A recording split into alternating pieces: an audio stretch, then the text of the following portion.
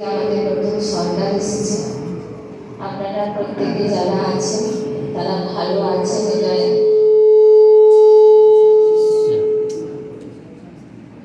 করোনার মতো একটা মহামারী আমাদের উপর দিয়ে বয়ে গেছে, তখন আপনাদের কেন আমাদের কেন প্রত্যেকের অনেক কষ্ট হয়েছিল। কাজও তো অনেক দূরের কথা, বেঁচে থাকাটাই কষ্ট হয়েছিল। তো এখানে আমাদের মধ্যে উপস্থিত আছেন আমাদের মেন্টর স্যার, উপস্থিত আছেন আমার সরকারি সভাধিপতি, উপস্থিত আছেন আমার কর্মাধ্যক্ষগণ মানসবাবু সতর্কা, এবং এখানে উপস্থিত আছেন প্রদীপবাবু, যিনি আমাদেরকে সব রকম সহযোগিতা করে থাকেন। আছেন এখানে আশিসবাবু আছেন, সঞ্জিতবাবু আছেন, সুনীলবাবু। এছাড়া আপনারা প্রত্যেকে সবাইকে একযোগে আমি সম্মান জানাচ্ছি আমার বনভূমির তরফ থেকে, বনভূমি দপ্তরের তরফ থেকে। তো এই প্রথম বোধহয় একটা কন্ট্রাক্টর অ্যাসোসিয়েশনের এরকম সাধারণ সভা হচ্ছে, যেখানে আমরা ছোট করে হলেও বলার সুযোগ পাচ্ছি।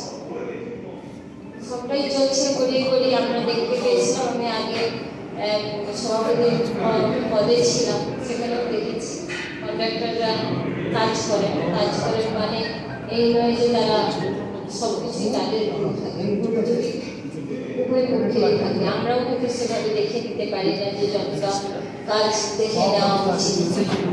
আর এখন কিছুদিন দেখছি আমরা সে খবরটুকুও পাই না যে কি কাজ হচ্ছে।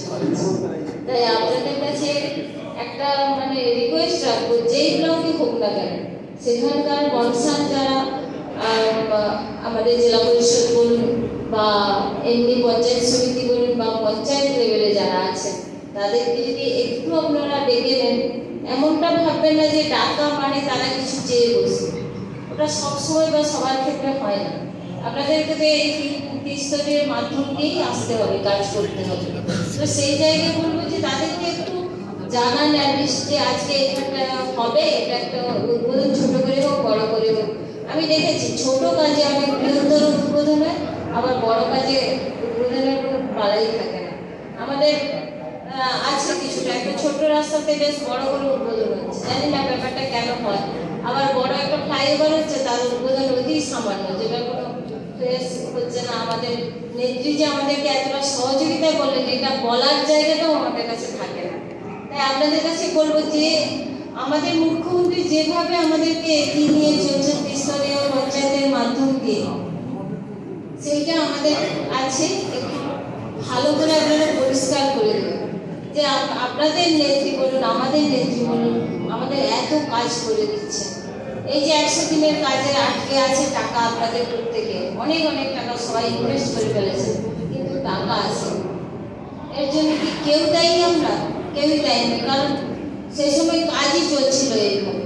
জানি টাকা এসে যাবে, আপনারাও পেয়ে যাবেন, সরকারের তরফ থেকেও কোনো অসুবিধা নেই। তো সেই টাকা আটকে থাকার জন্য অনেক কন্ট্রাক্টর এমন আছে যারা যাদের রাতে ঘুম চলে গেছে, তাদের কাছে তো সবসময় অত টাকা থাকে না। তারা কোথাও না কোথাও থেকে লোন করে এই কাজগুলো করেছে। কাজ করে নেওয়ার মানে যে তারা টাকা পাবে না, এটাও তারা জানে না। আবার আমরা যারা এই সমস্ত পদে আছি, আমরাও জানি না যে এইভাবে হঠাৎ করে ধস নেমে যাবে। যাই হোক, যেগুলো হয়ে গেছে বা চলছে সেগুলো নিশ্চয়ই হবে। আপনাদের সহযোগিতা থাকবে আমাদের কাছে, এবং আমরা যাতে আপনাদেরকে সহযোগিতা করতে পারি সেদিকে একটু নজর রাখবেন। আপনারা সবাই ভালো থাকুন, সবার সুস্থতা কামনা করি। আমি আমার ছোট